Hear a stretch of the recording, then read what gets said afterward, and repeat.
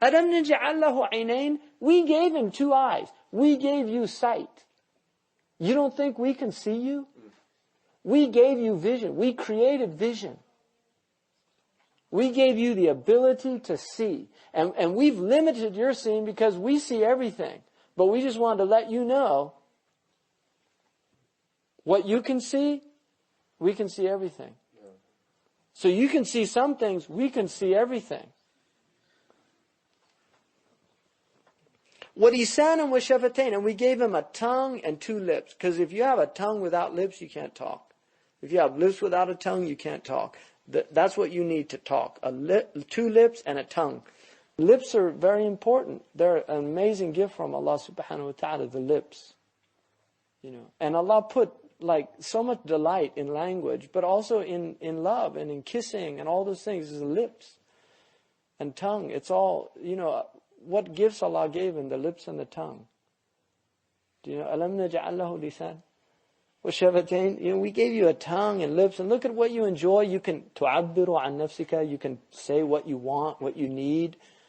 You can kiss your spouse, get pleasure.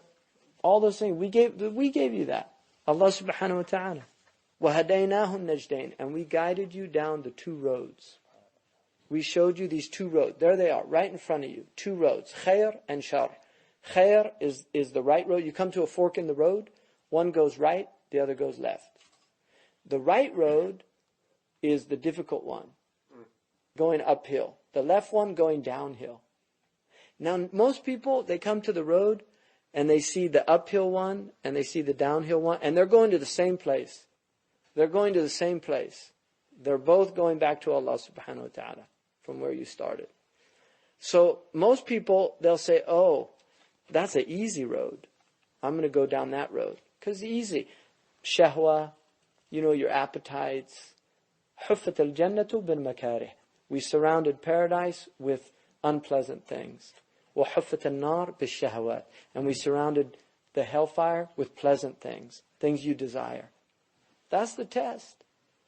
So Allah showed these 2 roads. One's an easy road, the other's a difficult road. The problem is, when you get to the end of those 2 roads, there's another journey.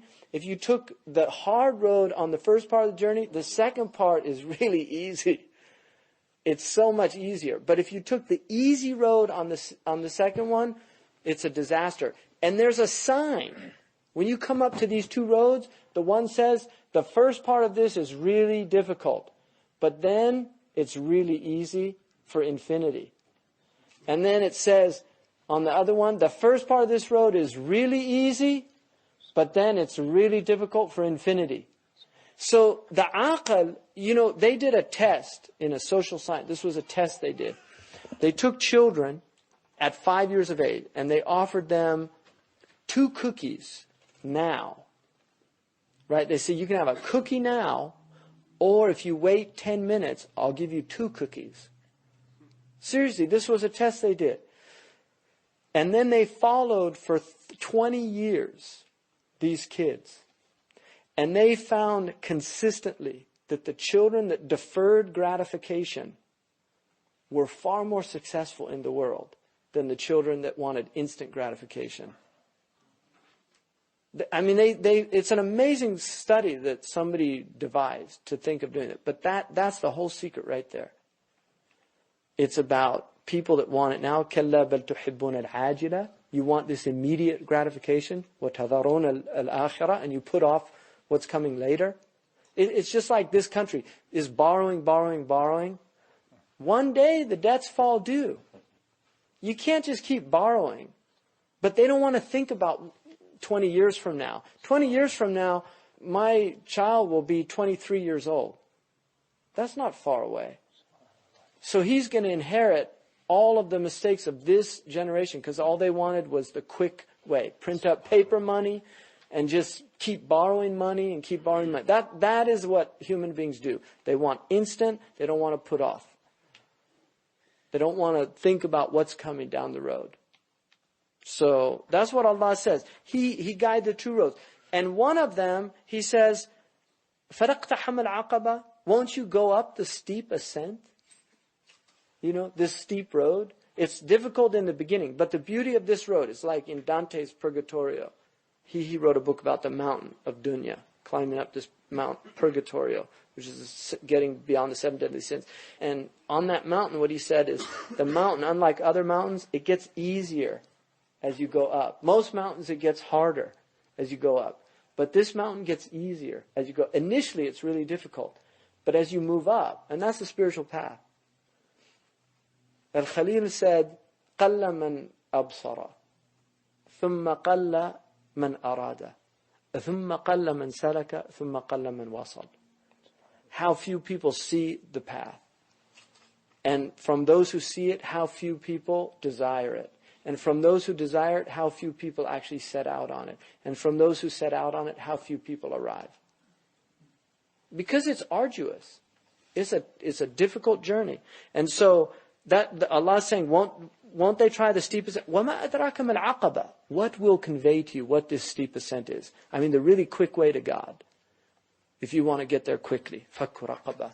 Freeing the prisoner. Freeing the bondsman. Freeing the person in slavery. And this isn't just slavery like physical slavery. This is slavery, people that are enslaved to their desires.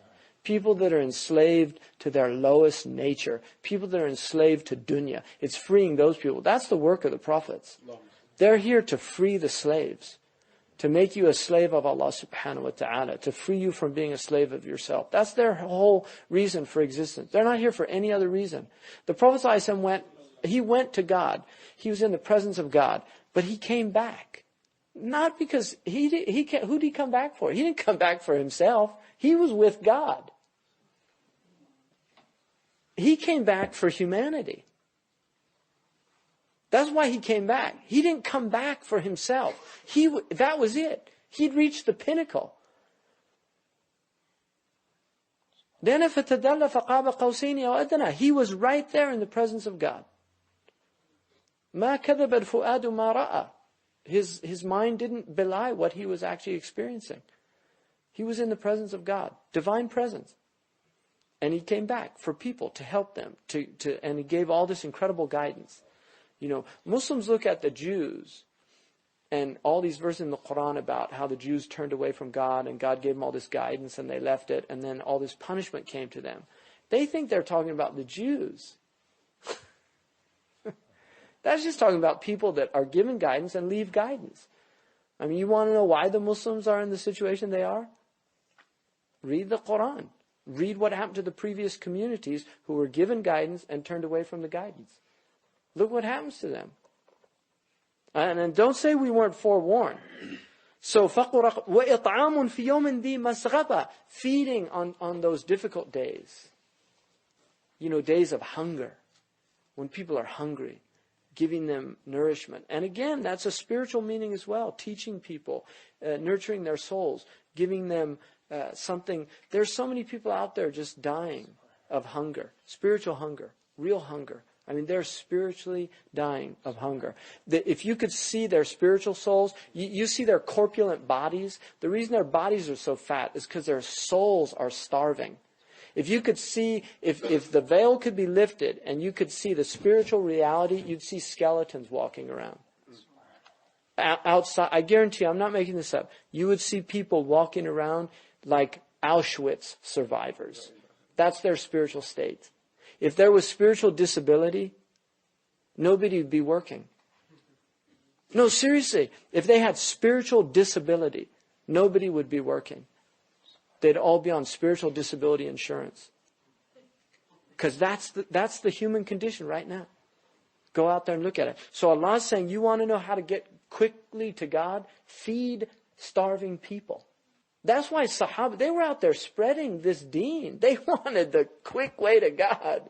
They wanted to get there. And they were like, this, I can do it by this. Go out and feed people. And they did it physically. That's a good thing to do. But the spiritual feeding of people, right?